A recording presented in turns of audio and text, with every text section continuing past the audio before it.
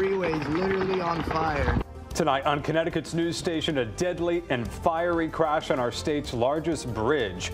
Crews clearing up right now, hours after a tanker truck rolled over. Also breaking news, the Supreme Court preserves access to a widely used abortion pill.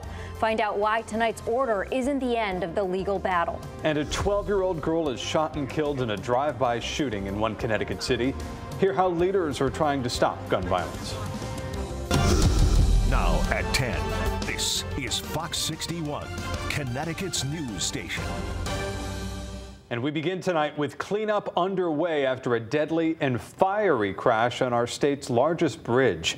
This is a look at the Gold Star Memorial Bridge on I-95 in Groton and New London this morning. The crash caused major traffic issues in southeastern Connecticut and all along the shoreline. Good evening, I'm Ben Goldman. And I'm Jen Bernstein. Thank you so much for joining us. The Gold Star Bridge is part of a major route connecting Boston and New York City. Here's a live look at the bridge over the Thames River right now. 2 lanes on I-95 South are open tonight. The rest of the lanes on that side are closed, but the entire northbound side is open. The bridge is in the middle of a more than $400 million repair project right now. Earlier this year, it was awarded $150 million in federal grants as part of the new infrastructure law. The bridge was picked because of how crucial it is to the Northeast's economy and travel. That was seen after how that fiery crash disrupted traffic as smoke went high into the sky all over the New London area. Fox 61's Jake Garcia joining us now live in Groton, where crews, as you saw there, are still working late into the night. Jake? That's right, Ben and Jen. And just moments ago, we learned the identity of the man who was killed in today's crash. Connecticut State Police identifying him as Wallace Joseph Fauquet III from Stonington. Now, after being closed for hours, 2 of the southbound lanes on I-95 have reopened as crews have found no structural damage on the steel beneath the bridge itself, especially after today's deadly explosion. This was a tragic accident at 11:15 this morning. Fire engulfing part of the state's largest and most traveled bridge Friday morning. Officials say a blown tire from a car caused that vehicle to crash into an oil tanker on the Gold Star Memorial Bridge, causing it to roll over and explode and causing a spill of more than 2,200 gallons of fuel. The driver of the tanker was pronounced dead at the scene. Debris and fuel pouring off the bridge onto cars below, as well as into the Thames River as flames spread down the side of the bridge. A nearby car involved in the crash had 2 people still inside when the flames began.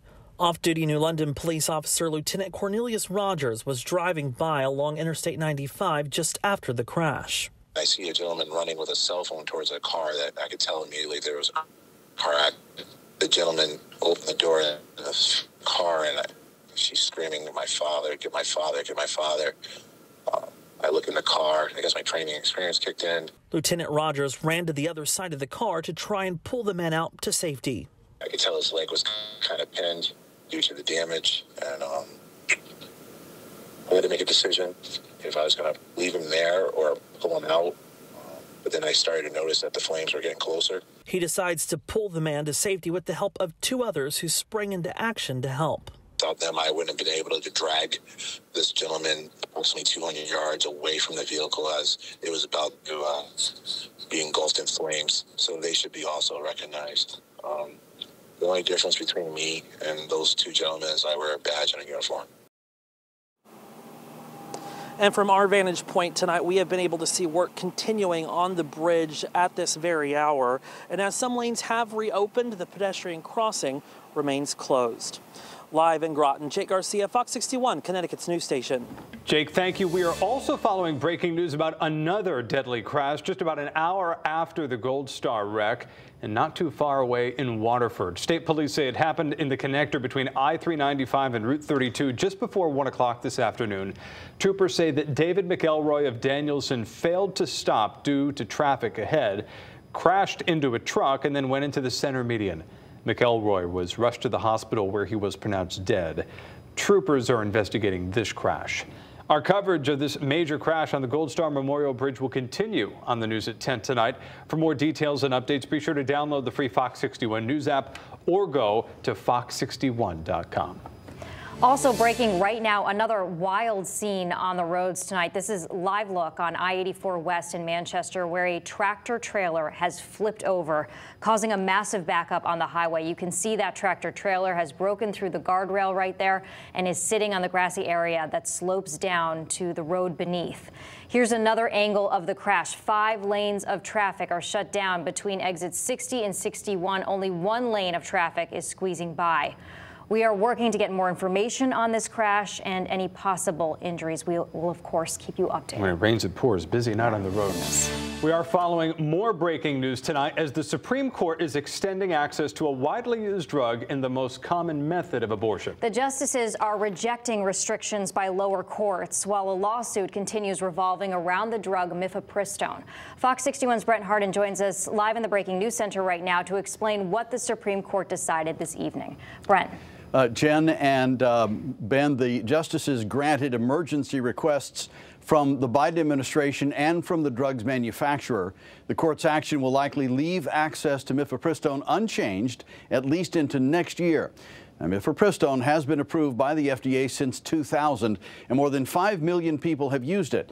The pill's status came into question after a Trump-appointed federal judge in Texas tried to overturn the FDA's approval of mifepristone.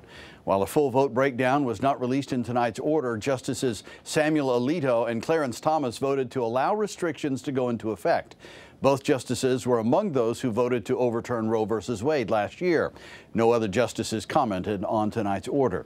President Biden released a statement tonight, and it says, in part, quote, "I continue to stand by FDA's evidence-based approval of mifepristone, and my administration will continue to defend FDA's independent expert authority to review, approve, and regulate a wide range of prescription drugs. The stakes could not be higher for women across America. I will continue to fight politically driven attacks on women's health." Many Connecticut lawmakers released similar statements tonight, including Governor Ned Lamont and Senator Richard Blumenthal. They say they are happy with the temporary decision, but will continue to protect Connecticut's access to abortion and reproductive care. A federal appeals court in New Orleans is expected to hear arguments in the case on May 17th. Here in the Breaking News Center, I'm Brent Harden, Fox 61, Connecticut's news station. Jen, Ben, back to you. All right, Brent, thank you very much. It was another beautiful Friday out there, but we've got some changes on the way for the weekend. Can already start to feel those changes out there. Getting chillier. Chief Meteorologist Rachel Frank joining us now. Hi, Rachel. Yeah, we have more clouds that are coming in, but at least during the day tomorrow, we should be okay for outdoor plans. It is Sunday morning that we've got a widespread area of rain, heavy downpours, a few rumbles of thunder. We might be able to dry things out a little bit for the second half of the day on Sunday, but some lingering showers will remain into the afternoon and evening. 53 right now in Hartford. Here's some of those cooler temperatures Ben was just talking about. Upper 50s in Waterbury. And we'll see overnight lows hang in the 40s with those increasing clouds. We're going to start the day off tomorrow with low clouds. There might be patchy fog or mist in a couple locations, especially down along the Connecticut shoreline. But after an overcast start to the day, some towns might be able to break for a little bit of sunshine as we head through the midday and into the afternoon. That will allow temperatures to climb into the 60s. And then as we head towards and especially after sunset, there will be a rising chance for a few scattered showers. They'll be kind of hit or miss in nature, but that rain is really going to start to fill in earnest after you go to bed tomorrow night. And by the time you wake up Sunday morning, it is a super soaker. We'll step you through the weekend with the future radar coming up. Rachel, thank you. A 74-year-old woman is recovering tonight after she was attacked by a bear in Avon. All of this happened this morning along Berkshire Crossing Road on the west side of town. The woman was walking her dog when a black bear hit her on the arm and the leg. Deep wildlife officers euthanized that bear. Deep says that this is yet another example of the trend that bears are showing up in neighborhoods. It's a little unusual, although, you know, it is part of the trend that we've been seeing in an increase in bear-human conflicts. So, you know, we've had several bears break into houses already this year. You know, the one that was euthanized earlier in the week was actually still in a house when officers arrived on scene. So that is just underscoring the increase in both the frequency and the severity of bear-human conflicts that we've been seeing over the last few years. Trends continuing. This is the second euthanization of a bear this week. Deep says in these situations, public safety is a top priority. Well, new at 10, the Hartford Wolfpack are doing really well in their first playoff appearance in 8 years. The Pack dominated Springfield on the road on Wednesday night, and it's more the same at the XL Center tonight. Fox 61 Sports Director Jonah Karp joining us with more. Jonah. Hey guys, well, I'm not even sure the most loyal Wolfpack fans could have predicted this. Hartford starting a playoff series on the road against the team that beat them 9 out of 12 times this year, all while losing some of their best players to the Rangers, a sweep in the opening round of the playoffs in dominating fashion. Let's take it over to the XL Center. It's win and advance for the Wolfpack, their first home playoff game in 8 years. No score midway through the first. Tanner Fritz collects the feed and breaks the ice. The first Calder Cup playoff goal for Fritz. Wolfpack draw first blood, and they added another, now 2-zip, approaching 7 minutes to play in the first, and Ty Emberson finds the back of the net. Hartford with 3 goals in the first 13 minutes of action. Remain 3-zip with 30 seconds to play in the opening period, and Will Bitton cuts the Hartford lead down to 2, but that's as close as Springfield would get. The Wolfpack run away with it 7-1, the final. Hartford outscored Springfield 13-2 in the opening round sweep. The Wolfpack are moving on to the Calder Cup playoffs. And with the victory, the Wolfpack have won 10 of their last 11 games. So now we're on to the division semifinals. The next game is at Providence. That's not until Friday. The next round is a best-of-5 series. Live in studio, Jonah Karp, Fox 61, Connecticut's news station.